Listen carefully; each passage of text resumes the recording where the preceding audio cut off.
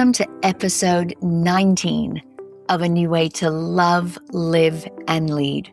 I'm your host, Cheryne Blom, a master coach, author, speaker, and the founder of the Self-Mastery Hub. This podcast is here to remind you of one powerful truth. Midlife isn't a crisis.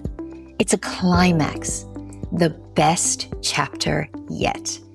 And in season 2, we are talking about the art of self-connection. We're going deeper into the inner layers that allow you to love, live, and lead from alignment, not fear. And today's episode is about self-expression, but not in the way most people think. Your ability to express yourself clearly is not necessarily a communication skill. It's a byproduct of how connected you are to yourself. So many people come to me saying, I need to be more assertive. I need better boundaries. I need to speak up with confidence. But what they're really saying is, I lose my voice when I'm triggered. I shut down or I over-explain myself.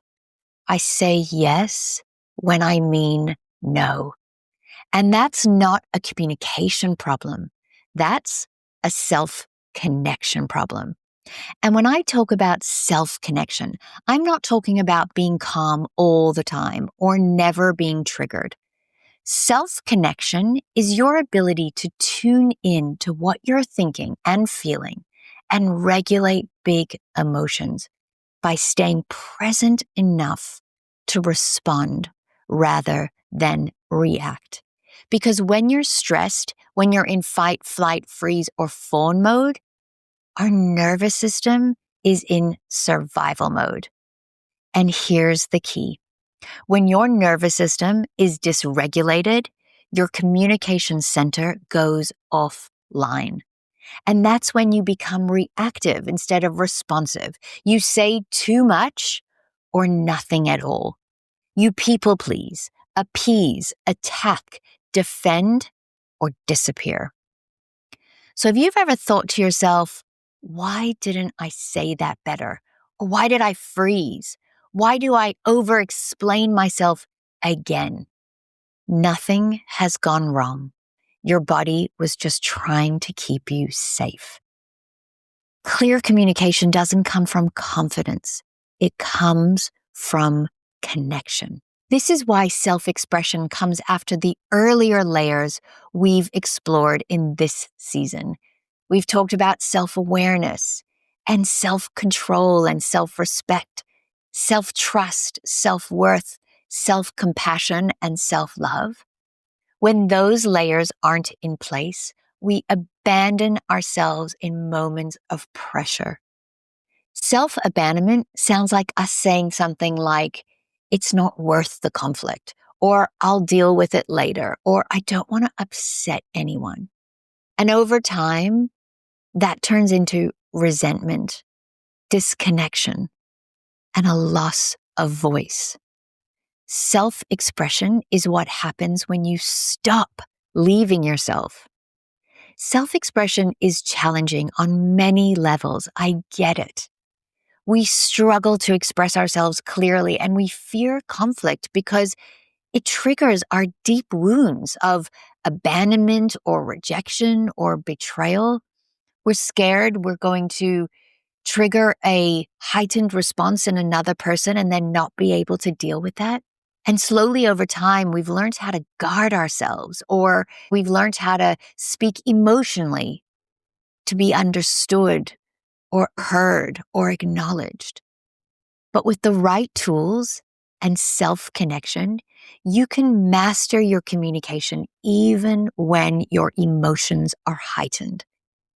And when followed, you end up with a win-win communication for both parties. Not a power play, not an argument, no conflict. You are able to express yourself eloquently, and the other person is less defensive and more understanding. And this type of communication mastery has 3 rules: timing, tonality, and framing. If we speak when either parties are too emotional, conflict usually escalates. We need to self-regulate before we speak. Picking your timing to self-soothe or let big emotions settle will ensure both parties are receptive to listening and speaking calmly. Tonality is key because the subconscious mind actually interprets tonality over the words we use. It's not about what we say, actually. It's about how we say what we say. If we are too heightened, our tone can become shaky, emotional, or aggressive, which in turn leads to a defensive response back, and conflict will escalate. And here is the powerful part. There is a framework you can follow that helps you structure your communication even when you are emotional. This overrides your stress response and ensures you speak calmly, politely, and confidently. This is the foundation of assertive communication. And this is where the truth statement becomes a powerful tool. It's not a script, not a weapon, but as a regulated expression of self-respect. The truth statement has 3 distinct parts. It explains how you are feeling, why you are feeling what you're feeling, and what you need. It doesn't blame, it doesn't shame, it doesn't tantrum. It clearly outlines those 3 distinct things. And it sounds something like this. I feel ... because ... I need ... Why this works is because it keeps you connected to yourself. It removes the blame. It regulates your nervous system and honors your boundary without attacking another person. This isn't about being forceful. It's about being clear and calm. So here are some examples of the truth statement in action. Instead of saying, "You never think about me," or "I'm fine," even when you're not, or even using silence or stonewalling followed by resentment, those are actually examples of blame and shame, and do not speak our truth. And notice also in those examples how we use the word you.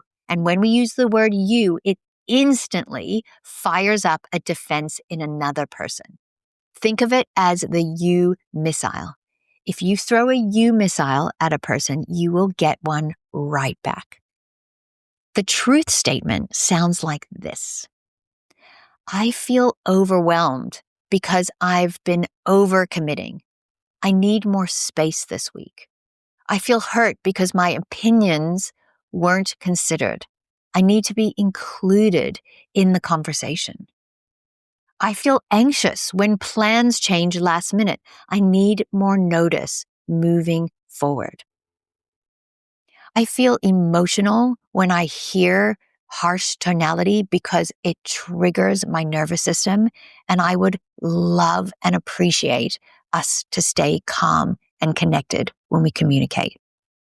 Notice how I have intentionally omitted the word you.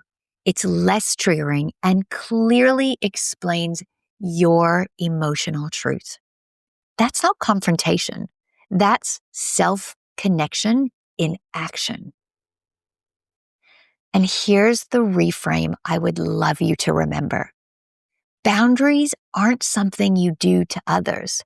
They're something you honor within yourself. When you're connected to yourself, your words soften, your tone steadies, your message lands. Because regulated energy communicates more than perfect language ever could.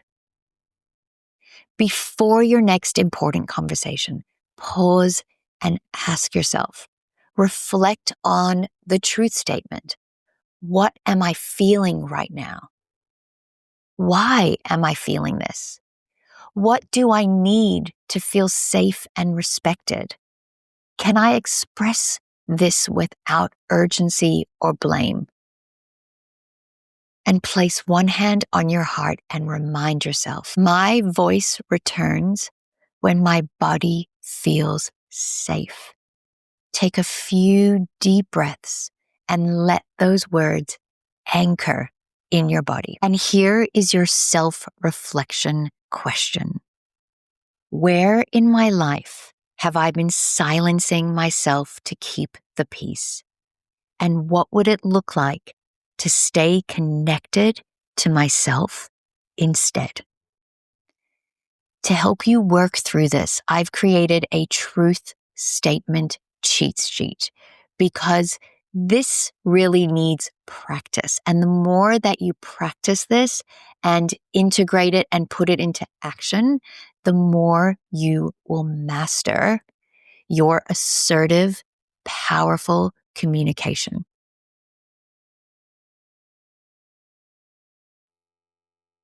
And this truth statement will help you stop people pleasing, speak with calm clarity, and set boundaries without guilt. And you can use it at work, in relationships, and with yourself.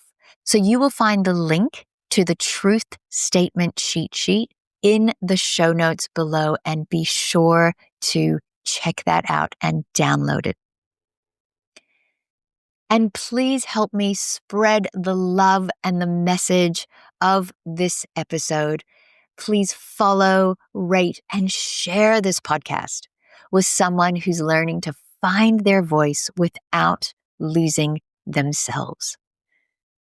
Thank you for joining me on a new way to love, live, and lead. And remember, you're not too late. You're right on time. And your best, most honest, expressive, and empowering chapter begins right now.